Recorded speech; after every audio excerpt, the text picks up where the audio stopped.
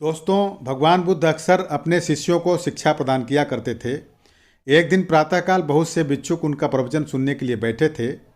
बुद्ध समय पर सभा में पहुंचे, पर आज उन्हें देखकर शिष्य चकित थे, क्योंकि आज पहली बार वे अपने हाथ में कुछ लेकर आए थे। करीब आने पर शिष्यों ने देखा कि उनके हाथ में एक रस्सी थी। बुद्ध ने आसन ग्रहण किया और बिना किसी से कुछ कहे वे रस्सी में गांठ बांधने लगे।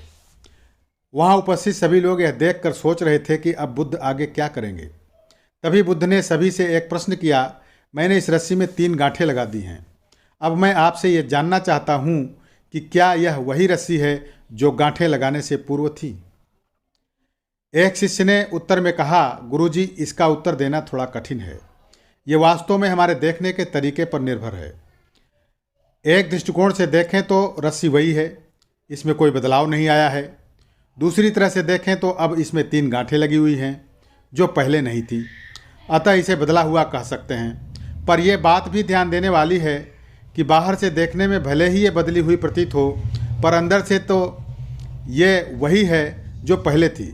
इसका बुनियादी स्वरूप अपरिवर्तित है। बुद्ध ने कहा, सत्य है।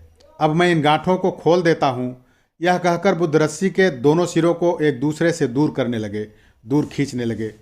उन्होंने पूछा, तुम्हें क्या लगता है, इस प्रकार इन्हें खींचने से क्या मैं इन गांठों को खोल सकता हूँ?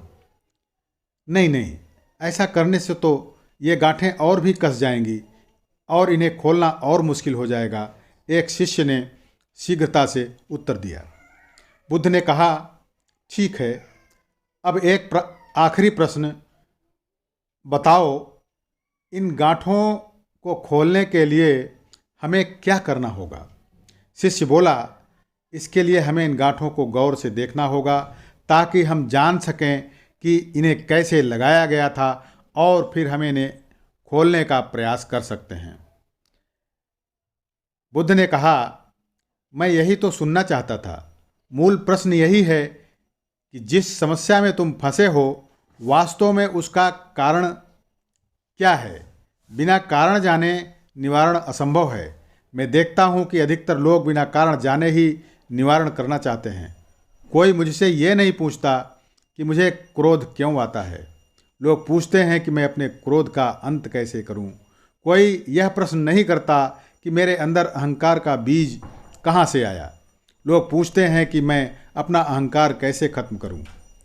और फिर महात्मा बुद्ध ने शिष्यों को समझाते हुए कहा, जिस प्रकार रस्सी में गांठें लग जाने पर भी उसका बुनियादी स्वरूप नहीं बदलता, उसी प्रकार मनुष्य में भी कुछ विकार आ जाने से उसके अंदर से अच्छाई के बीज खत्म नहीं होते।